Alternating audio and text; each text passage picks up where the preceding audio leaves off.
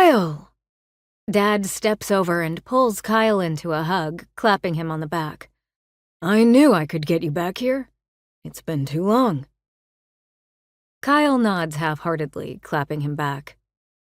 This is Dad's friend, Kyle? Last time Dad mentioned him, he said Kyle was a contractor up in Maine.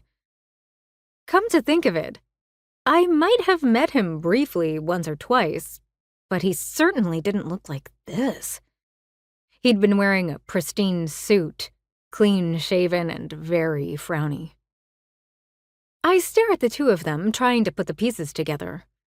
Last night I had dinner with Mom and Dad, and halfway through our entrees, Dad casually asked me to meet him at some random address in Brooklyn Heights this morning, but wouldn't tell me why.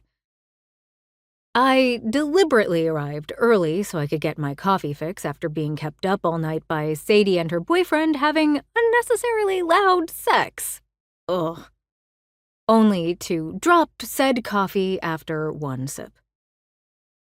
And when a guy asked if I was okay and if he could buy me another coffee, I found myself saying yes. He wasn't my usual type. I tend to go for the clean, tidy, and styled look. This guy's beard was a mess and his hair stuck out at all angles from under his cap. But he was tall and well-built with deep green eyes, the kind that crinkled at the corners when he smiled.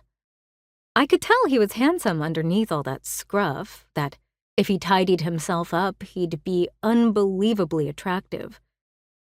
And I certainly didn't think he was Dad's age. Sure, he had some gray in his beard, but I know guys in their 20s who are going gray. It wasn't until he pulled off his cap to run his hand through that mop of hair that I noticed the gray on his temples, too. Still, I felt myself drawn to him. He wasn't just ruggedly good-looking.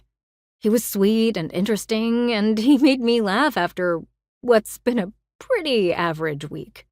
And, admittedly, it's been a while since a nice guy has paid any attention to me.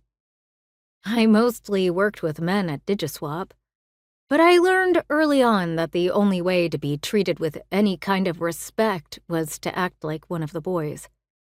If that helped me get a promotion, then so be it.